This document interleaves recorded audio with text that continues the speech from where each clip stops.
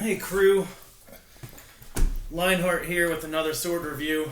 So I started doing these quick down and dirty reviews. So this is going to be, I don't know if this is number 2 or 3, we'll see. But next up we have a sword that I was pretty interested in seeing for quite a while and finally pulled the trigger a couple months ago. And now I desperately wanted to do a review for everybody because it's a type of sword that a lot of people want, but there's not a lot of functional options out there. So I really wanted to get it and see what I thought and do a review. So this is a made by Warrior Replicas. They call it their 15th century mercenary, full tang, tempered, battle-ready sword.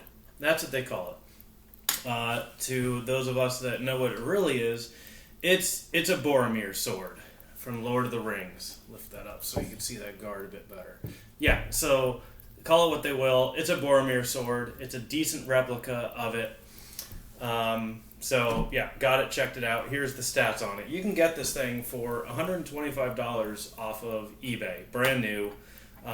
It's made in India, so that's good or bad. Usually that's a good thing compared to other places that could be made. If it was in Pakistan, I wouldn't have even bothered trying because I've never seen a good sword come out of there. But India has a reputation for decent swords overall. They make some really good swords, and they make some less good but usually workable swords. So that's why I thought, well, let me give it a shot. So let's see, length overall, it's 38 1/4 inches.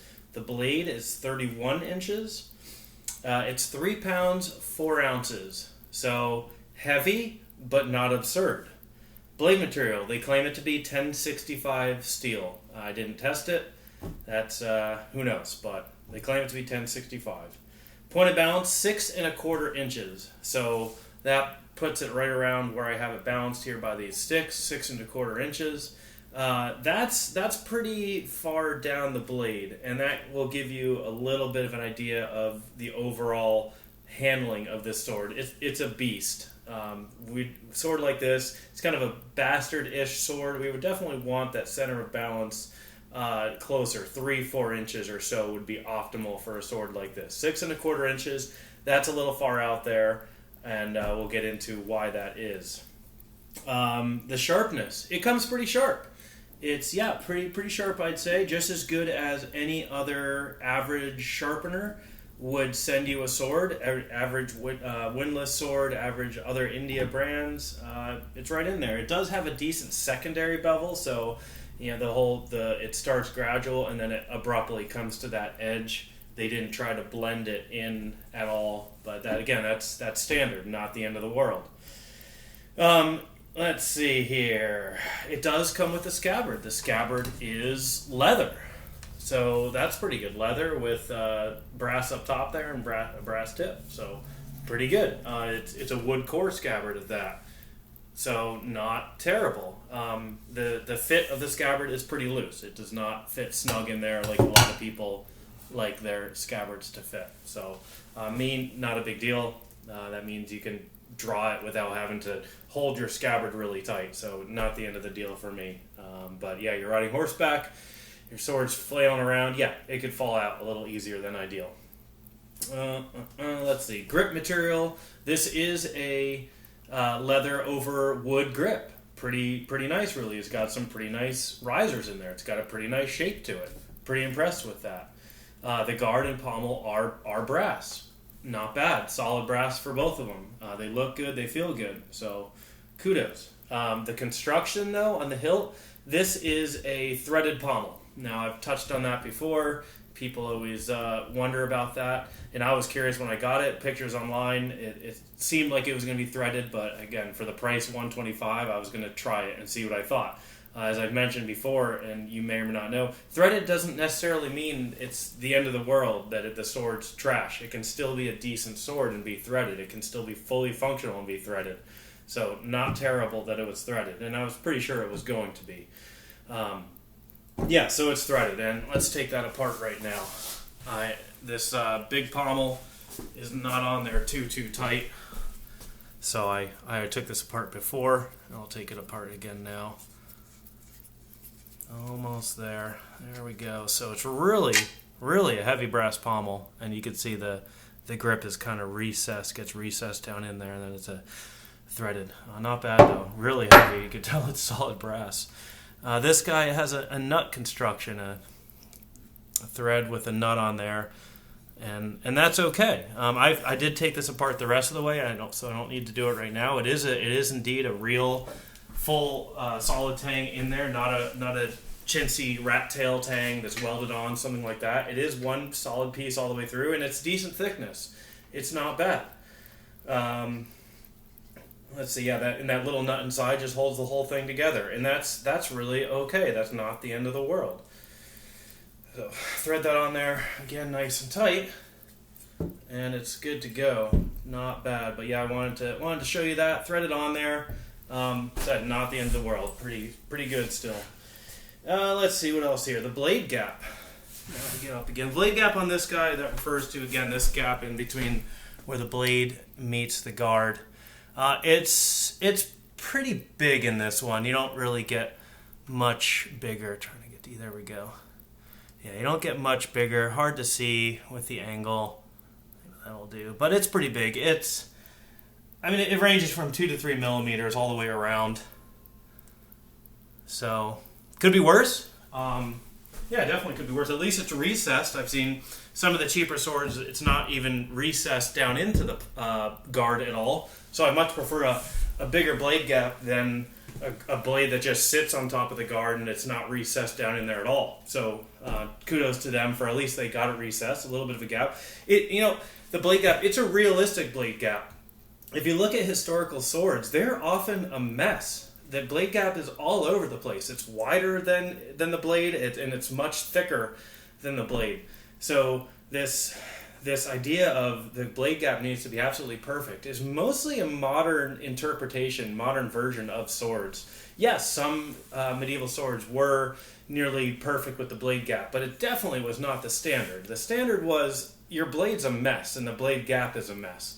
So this is very reasonable in that regards. Let's see, the temper.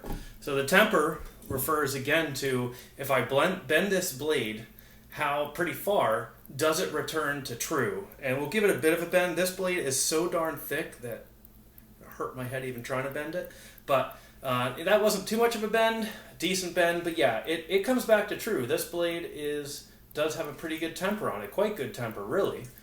And on the blade, how are the hammer marks and grinding? Yeah, it's got a little bit of waves, and the fuller wanders a little bit for sure. And there's some hammer and grind marks on the blade. Is that a problem? Does it affect performance at all? No, not whatsoever. It's purely aesthetic, and I typically like that look on there, personally. I don't like a perfect blade because they typically were not perfect back in the day, so I don't want my modern replica to be perfect. That's an issue I have with some of the modern makers that make their blades, the whole sword, too perfect, where it's unrealistically perfect. That's cool for some people. I don't like mine that way. I like the little imperfections. So the fact that the fuller wanders a little bit and the blade has the hammer or grind marks in it, totally okay with me. Said doesn't take away from function, purely aesthetic, totally good. But it's worth noting because if people don't like that, then that's going to be an issue. But again, it's a $125 sword. So not many other even reasonably functional swords reach that price mark. They all start at $200 at least, if not $250, $300, getting into the Ronin katanas, the swordiers, some of the Belors. They're all closer to $300. So $125 for so far what we've got, not bad. See what else I had here. The distal taper, and this starts to talk about why this point of balance is so far down the blade. So the distal taper, again, refers to the thickness of the blade. Is it the same, what's the thickness like right here at the guard compared to down at the tip? Now, this sword, they're almost exactly the same all the way down. It's probably about 4 millimeters the entire length. Without it measuring with the caliper, who knows? But it's roughly the exact same length the whole way down. And that right there is what gives us our point of balance at that 6 1/4 inch mark right there. Pretty far down. So that's what gives us that. That's what makes this blade just feel heavy and be so hard to flex. Very little to no distal taper. Not the end of the world. Again, even some real swords would have minimal distal taper at times. But yeah, you're going to get more tired in battle handling that because it feels heavy, and that's the next one. How does it handle? It's slow. Why is it slow? Because there's so much darn blade mass down there. So yeah, it's a slow, heavy sword.